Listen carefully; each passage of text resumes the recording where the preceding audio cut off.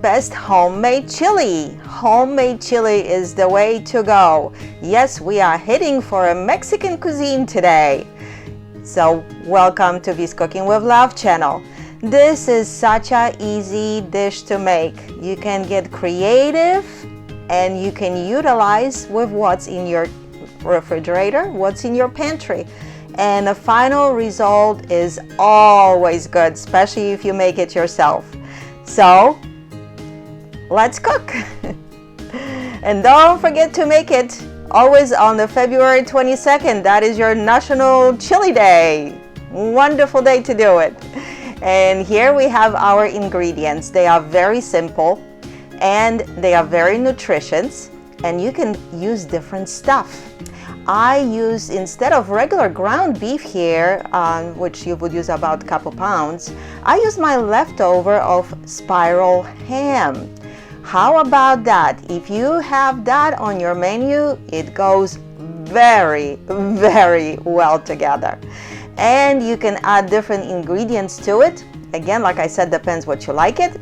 Yes, you can make it vegan too. We are using 1 small onion that is diced, 1 green pepper, bell pepper, and 1 red bell pepper. If you would like it, you can only use green as well, and it will be fine too. And some jalapeno pepper, that it's up to you. Actually, I wanted to kind of show you how to cut the pepper the easiest way. You see, I cut around the stem. You might already know that. But I found that that's really works the best, and that lets you take out all the seeds. There might be some little membrane on the inside that you want to dispose as well. And then if you chop the bottom of the pepper, it will allow you to slice that pepper open in 1 long strip, and later that strip you are able to cut it into slices. You see, just like so. And if you open it up, it becomes 1 big strip to cut up to thinner strips and go from there. You can leave it that way if you're cooking something else. And of course here I diced it to small pieces. So that's all I wanted to show you here with that pepper. And again, if you want to use only green pepper, that's fine too. I kind of like both of them because that way there's a little bit of a color and there's a little bit of a different flavor. So like I said, we are dicing our peppers and we are dicing our onion, and all that we'll be starting our cooking with. They are diced on about the same size pieces, and if you want to use, you can also use some jalapeno pepper. I used very little. Some people, they really like it spicy, but I would say do that gradually and figure out how much you would like to have it in it. Here I have my Dutch oven that I'm preheating with about a couple tablespoons of olive oil, and we will be sauteing our peppers and onions. You can make this also in a slow cooker.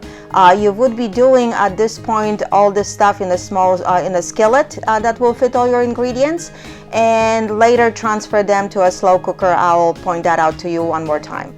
So here are our pepper and onion, and we are going into medium heat preheated Dutch oven that I use here. Make sure there is something that you are cooking to gather all the ingredients that they will fit in. So keep that in mind. And a little bit heavier, a good pan, it might be a little bit better too. I used about 3 garlic cloves, depends on the size and depends how much garlic you like. And of course we mincing the garlic, and it will be joining our onion and peppers. And that they are starting to cook nicely here. And once in a while you want to stir things. You will be cooking them for about 5-7 minutes or so until they get a little bit softer. And yes, find me out there and subscribe to my channel. I thank all my subscribers, and we will be cooking our delicious chili here, and I know you're gonna love it because just wait. There's a couple things that they are a little bit different here. So when you are cooking this in a slow cooker, or if you are using this in with the ground beef, which I didn't, you will be adding the meat at this point with your spices.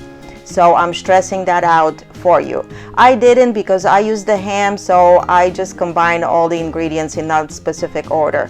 So I'm using some tomato sauce, about 1/8 ounce can, and 15-ounce diced tomatoes. You can use crushed tomatoes, you can even use fresh tomatoes, and about 2 cups of beef broth. And all that is joining our mixture. We are adding my ham. You can add some bacon, you can add kielbasa, Polish sausage. I've done even ground turkey, and all of it always delicious. I use different beans here. I use black beans and kidney beans, 15-ounce cans of each. You can use pinto beans. And I kind of like the 2 colors of those beans because they spruce up the look a little bit. And here are my spices. Those are really delicious. I highly recommend. 3 tablespoons chili powder, 1 tablespoon oregano, 1 teaspoon of cumin, 1 teaspoon coriander, and 1/4 teaspoon of cayenne pepper. I did not use, however, any salt, and I didn't use any sugar here. I'll tell you why. We will be simmering this for about 45 to 60 minutes. You see, if you are cooking this in a slow cooker, you will be cooking it for about 4 hours on high, and if you're doing it on low, for about 6 hours until desired texture. And like I said, I didn't use salt because I used the ham, and the ham was salty enough for me. If you don't use ham, I would recommend to use that brown sugar in here. Yes, the brown sugar makes things offset it with that additional sweetness. And we let everything simmer. So kind of lower your heat and just let things just bubble slowly around.